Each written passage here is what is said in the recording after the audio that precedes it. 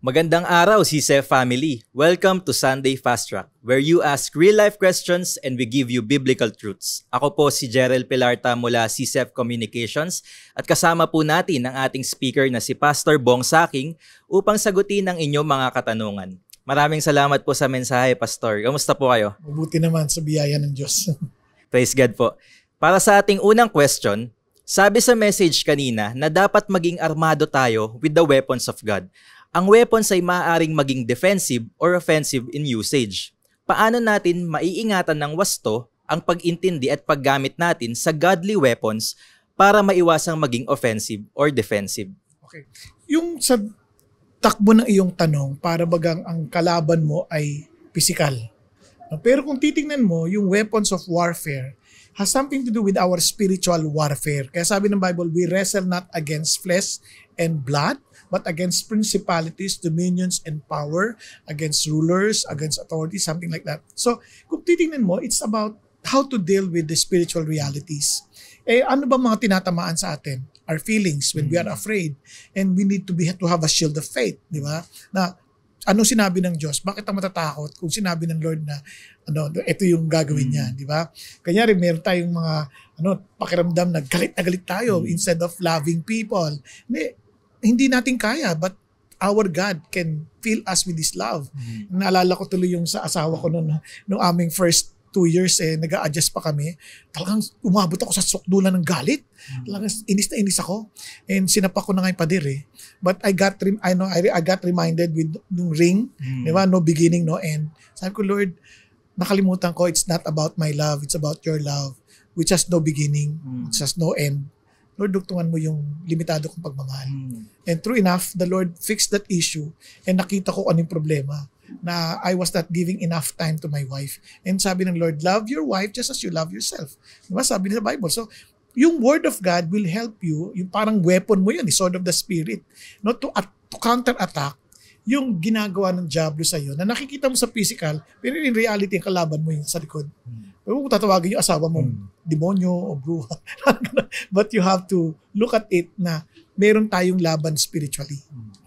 Salamat po, Pastor Bong. Para sa ating second question, sa dinami-dami ng issues na nagsulputan nowadays about politics, personalities, relationship, families, etc., paano natin dapat tratuhin ang mga iyon o ano ang pwede nating gawin bilang mga tagasunod ni Kristo? Napakagandang tanong yan kasi being the salt and light of this world, there's nothing wrong to get involved with all these issues. Pero wag mo kakalimutan, anong purpose mo? One, ano yung purpose mo pag light? To guide them. To bring them, hindi ka makikipag-away, makipagtalo sa mga issues on politics, kunyari, mga personalidad, but rather, you are to guide them para makita nila ano yung tamang approach sa bagay na ito. Ngayon, sa ganun din sa bagay ng yung bilang asin, ano yung pwede mong ambag para mapigilan ng kabulukan sa mga bagay na ito. So, yan po ay dapat involved tayo. Kasi walang saysay asin kung hindi siya involved, hindi siya engaged. Walang saysay hilo kung nakatago sa takalan, di ba?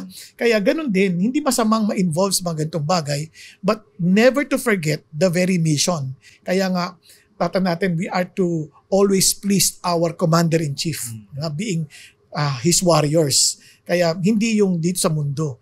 Ganun pa man, the Lord will teach us what to do. So, walk by the Spirit and we will not fulfill the desire of the flesh. Praise God. Napaka-timely po ng sagot na yun, Pastor Bong. Para sa ating last question, paano natin maipapasa ng mabuti ang hope at assurance na meron tayo kay Kristo? At sa mga taong nakakahalubilo natin sa paraan na hindi pilit at nagtutunog mayabang o arogante? Ayun, napakagandang katanungan ulit yan. Kasi ganito yan. Unang-una, ikaw mismo, you need to be assured of the Word of God. Nakikita mo at nai-apply mo sa buhay mo. Kasi kapag na-apply mo sa buhay mo, maiintindihan mo rin yung pinagdadaanan ng iba. So, pagka nagbigay ka ng payo ng iyong tagumpay, alam mo meron ka ring pait na pinagdaanan. At napagtagumpayan mo sa biyaya ni Jesus Christ. So, hindi ka magiging arogante pag nagsasalita ka. At sa kabila nun, kailangan mo siyempre ng patnubay ng banal na Espiritu. Kaya lagi tayong to be seasoned with grace, sabi nga ng Panginoon Diyos. So, if ever we will speak the truth, we will always speak the truth with love. Yan ang sinasabi ng Bible So, kailangan talagang equip tayo. Kaya nga we need to meditate on it day and night. Sabi ng Bible, ang ganda-ganda, this book of the law shall not depart out of your mouth. So, nag-uumapaw yan. Paano mag-uumapaw yan kung di mo pinupuno, di ba? And you shall meditate on it day and night, that you will be careful to do everything written in it.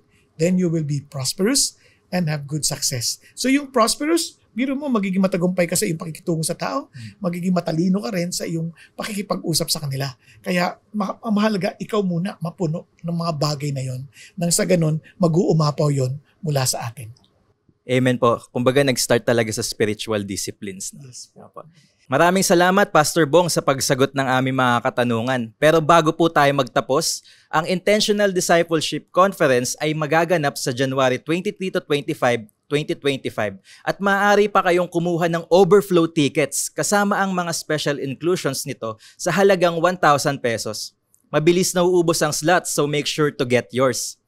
At para naman sa mga may ticket na, pwede kayo mag-register ng inyong workshop sa December 15. Magkakaroon na rin tayo ng limited edition merch selling, kaya abangan nyo ito. Para kumuha ng ticket or mag-register ng workshop, just visit idc.org.ph.